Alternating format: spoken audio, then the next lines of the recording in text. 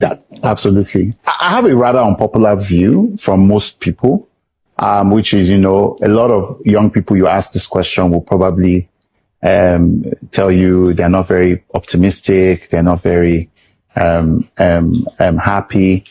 And while I acknowledge there are lots of challenges, I have never been more optimistic about the future of this country than I am now. Fantastic. And perhaps it's because I'm an avid reader of history. I remember in 1971, again, I wasn't born then, I was born in 1991, maybe 20 years later.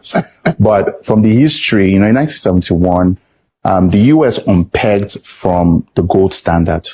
And that was a very tumultuous time for the US, right? Because ultimately, currencies need to float, things need to be priced in real time, and so on and so forth. But unfortunately, the US economy was sort of weighted to the gold at that time. Yes, yeah. And had to be unhitched from that. And it was done by a very unpopular president that we know today as Nixon. Yeah, the guy that was impeached. It was impeached. Yeah. But if you look at America since 1971, shortly after you had the internet come up, started in 1968, the internet became a real thing, sort of 20 years later. You looked at the rise of personal computers. I think Microsoft was established in 1975. You think about technological advancements since 1971 till today, right? And you see where it has taken the economy.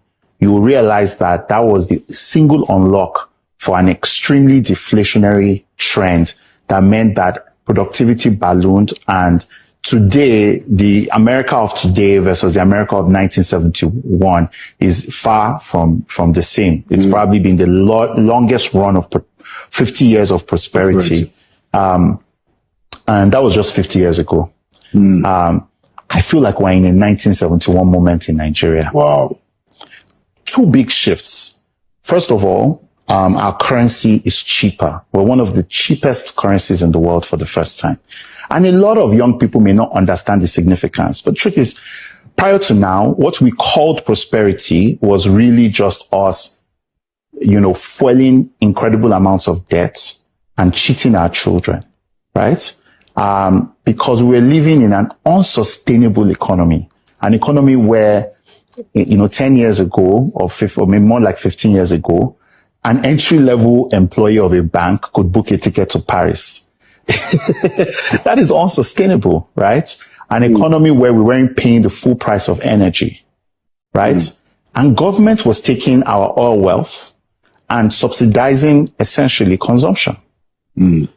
Now we have created we have built an economy, or we are rebuilding an economy on fundamentals. First of all, now our currency is cheap, which means our labor is actually more priced everywhere in the world, right? The minimum wage today is about $40, right, a month, right? Which means that there are a lot of jobs that our young people before would have considered not worth their time, that today, especially in the digital economy, are now finally worth their time. Okay. And I know a lot of smarter entrepreneurs would take advantage of it. Well, it won't be 70,000 monthly. It wouldn't be. It wouldn't be. It would be more than that, right? But the idea is that's a benchmark.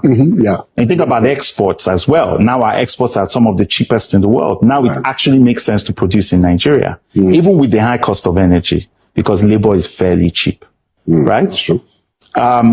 With energy costs, we are finally getting rid of a subsidy regime, which means Nigerians have been extremely wasteful when it comes to their energy usage. I see why you said that your views may not be popular. They are not popular. We're a wasteful country. People put on the lights. People drive SUVs like as if it's pure water. The minister said this and he got into trouble. Well, I'm not the minister, so I can say this very, very boldly.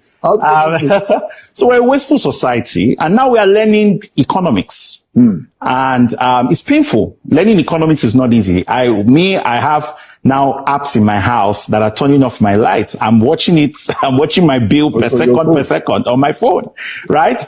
I'm thinking about changing my cars now because I can't afford the gas guzzling. It's too much on me. I'm looking at changing out my car. You are a owner of a unicorn. Come on, stop talking like that. if I spend all the money, Of course. I won't have any more, and I'll be begging on the streets. Of course. So this is an opportunity for young people. Maybe for the old people who are set in their ways, that is the end. This signals the end of many empires, right? And I'm very happy about that. But this signals a new beginning for Nigeria's youth. And if they have the right perspectives and they take advantage of the emerging opportunities, 20 years from now, we'll be talking about a different set of people from Dangote and so on. And that is exactly the desire, I believe, of. Let's start like that. Absolutely. I have a rather unpopular